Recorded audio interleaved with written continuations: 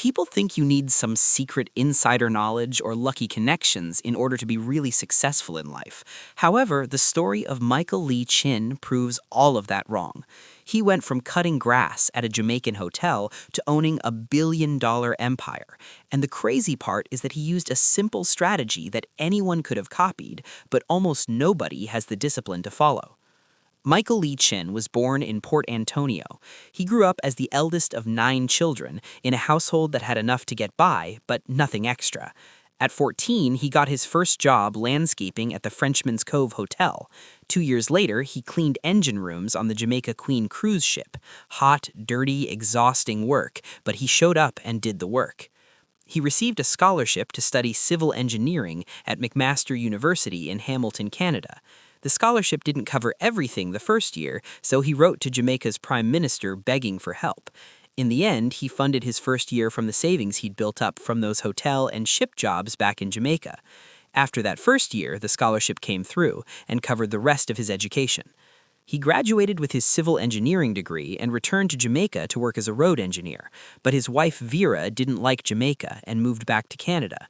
Michael followed her and couldn't find engineering work anywhere. He applied to over 100 firms and got rejected by every single one. Years of rejection. During this time, he even worked as a bouncer just to pay the bills. Eventually, Michael gave up on engineering and became a financial advisor at Investors Group. He didn't know much about investing, but instead of treating it as just a job, he studied how wealthy people made their money. That's when he discovered Warren Buffett. Buffett wasn't the legend he is today, but he was making incredible returns by buying solid companies and holding them for years. Michael started attending Buffett's annual meetings in Omaha, taking notes while Buffett explained his philosophy. Buy good companies at reasonable prices, hold them long-term, don't panic when markets drop, and let compound interest work over decades. He then used this philosophy to create his own 3-step formula.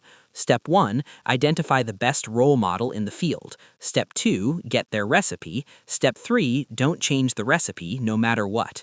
Most people fail at step 3, but Michael stuck to it with complete discipline. When Michael was 32 years old, he made a move that most people thought was completely insane. He needed $500,000 to buy shares in Mackenzie Financial Corporation, a Canadian investment company. Michael didn't have $500,000 sitting around. He went to Continental Bank of Canada and convinced them to loan him the entire amount. 4 years later, those shares increased 7 times in value. His $500,000 investment became $3.5 million. He then used those profits to buy AIC Limited for $200,000. The company managed only $800,000 in assets. Most professionals wouldn't bother with something that small, but Michael saw a platform. He invested in quality companies like Merrill Lynch and TD Bank, avoided trendy investments, and focused on businesses he understood. Within years, AIC managed to grow to over $8 million under management, then later 100x to nearly $8 billion. A $200,000 purchase became a multi-billion-dollar company, using the same boring formula he has been following. In the late 1990s came the biggest test for Michael Lee Chin.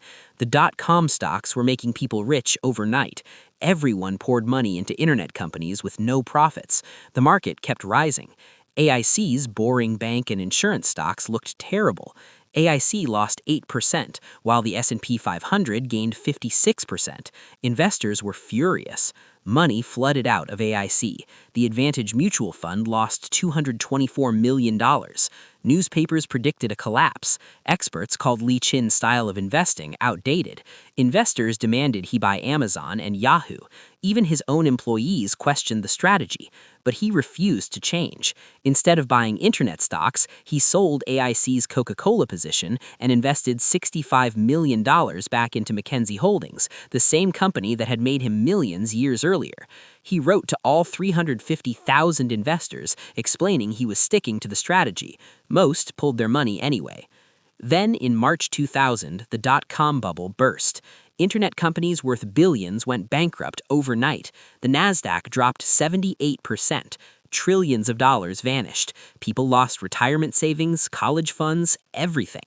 Meanwhile, AIC grew 26%. Michael's boring strategy made money while everyone else lost everything. He was completely vindicated. Around this same time, Michael started looking back at Jamaica. The country was going through a serious financial crisis, and the banking system was struggling. In 2002, Michael's company, Portland Holdings, purchased 75% of National Commercial Bank Jamaica for 6 billion Jamaican dollars, which was about 127 million US dollars. NCB was Jamaica's oldest bank, but it was poorly managed and losing money. Michael saw an opportunity to apply the same business principles that had worked at AIC. He cleaned up NCB's operations, improved their customer service, expanded their branches, and turned it into Jamaica's largest and most profitable financial institution. This investment in NCB is actually where the majority of Michael's current wealth comes from. His stake in that bank is worth more than half of his total net worth today. He didn't stop there. Through Portland Holdings, he built a diversified empire of companies across multiple industries.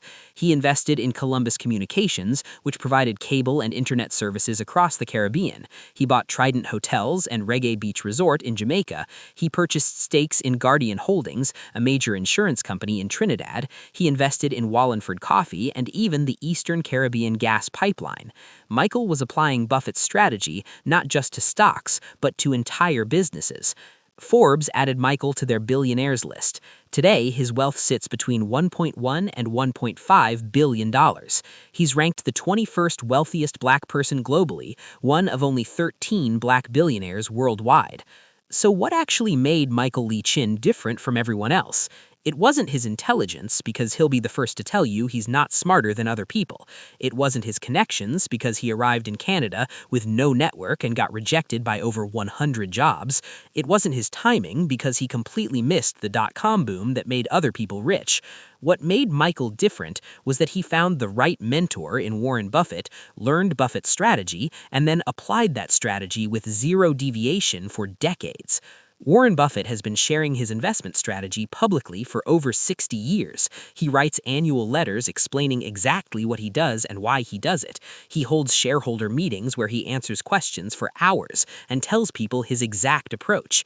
The recipe is not secret. The information is free and available to anyone who wants to learn it, but almost nobody follows it because they don't have the discipline to be patient, the courage to be contrarian, and the conviction to stick to the plan. Here's the truth most people don't want to hear. This strategy requires patience most people don't have. You need to think in years and not just months. It requires focus on concentrated investments you understand, not 100 random things you think will make you rich. And that's the truth about how Michael Lee Chin became a billionaire. And even then, few people will ever follow in his footsteps, even though the recipe is right there for anyone to use.